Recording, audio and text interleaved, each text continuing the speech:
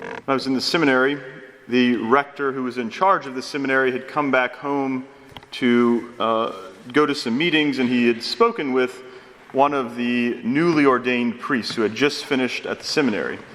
And as he was visiting with this new priest, the priest said, "Monsignor, you never told us how hard it was going to be and how busy it was going to be." He said, "You also never told us how good it was going to be." So one of the things I've been doing lately as I prepare for a homily is I like to go and ask people, "Hey, what do you want to hear?"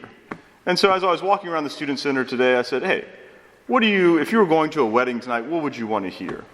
And I asked one of my employees this question, and she said this: "Tell them it's going to be harder than they even can imagine."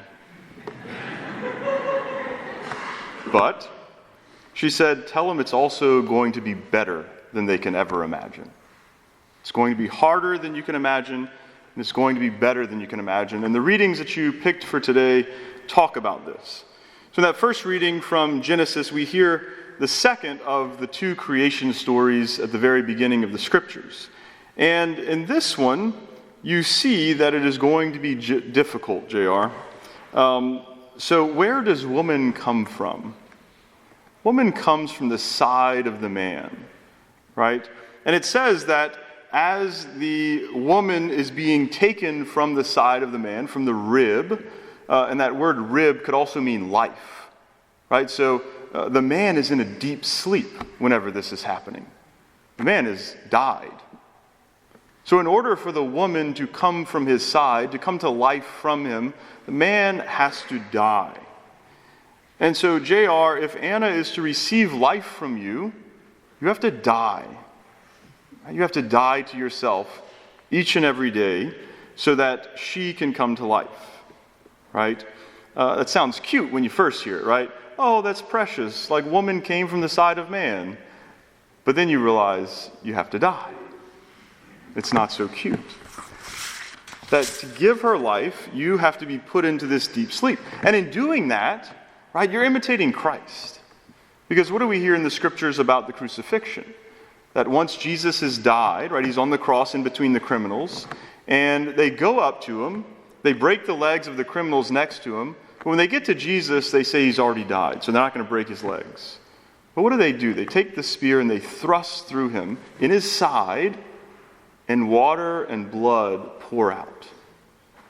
And the church fathers have always seen that as when Jesus is sleeping in death on the cross, that the church is coming to life from his side. Right? His bride is coming to life. And so in the same way, you imitating Christ, dying to yourself, are able to give life to your bride and to your family. Right? That's true for both of you. Right? You don't get off easy, Anna. Same for you. Right? By dying to yourself, you're going to receive life from JR, and by receiving life, you're going to give him life in return. Right? And so you both have to fall into this sleep of death, dying to oneself, so that the other might have life from you. This sounds hard. It's because it is, right? You went through marriage prep. You met with a wonderful couple. They probably shared some stories about how difficult marriage is with you. And as my friend mentioned to me earlier today, it's harder than you can imagine. But that's not a reason to be afraid, right? Because of this beautiful responsorial psalm that you picked for tonight. The Lord is kind and merciful. The Lord is kind and merciful.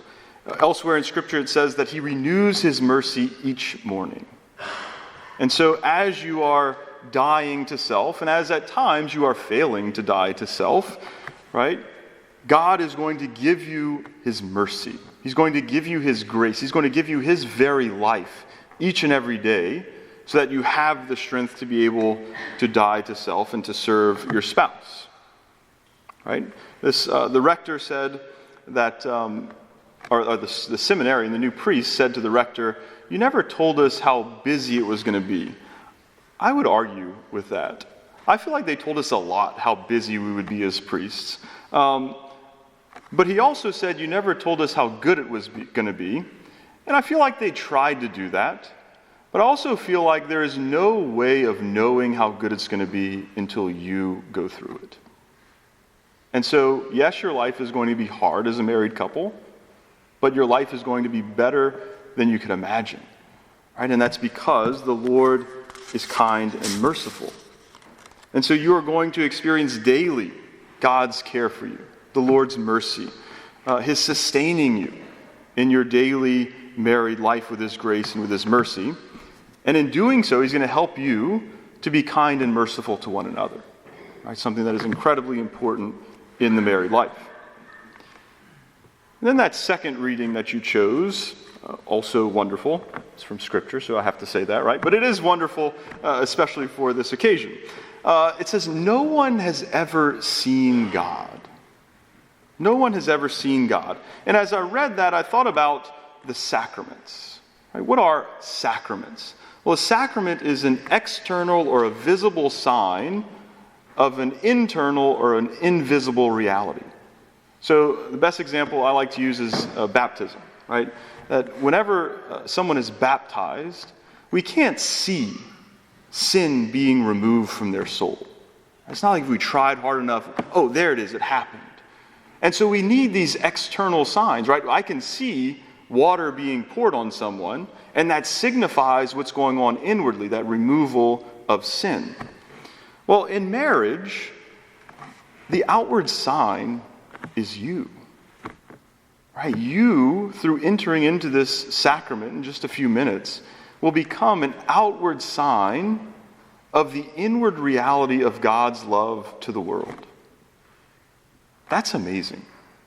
And so Scripture says no one has seen God, but then it goes on and it says, yet if we love one another, God remains in us and His love is brought to perfection in us.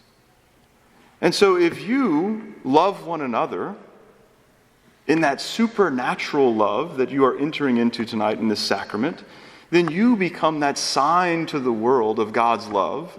And those who may not see God otherwise can come to see Him through you, through your love for one another, through that dying to self, through that loving one another with everything that you are. You become that visible sign of that invisible God to others. Again, this is going to be difficult, right? More difficult than you could imagine. And so what do you do in those difficult moments? How should you respond? Well, you respond the same way that the gospel shows us. Right? Go to Mary. Right? It says in the gospel that Mary was invited. The mother of Jesus was there, and then Jesus and His disciples were also there. Right? Jesus was kind of on the back burner still at this point, because this is the first time He works a miracle and manifests His glory to the world. And so perhaps Mary noticed that the wine was out, or maybe someone went to her and said, Mary, we don't have wine.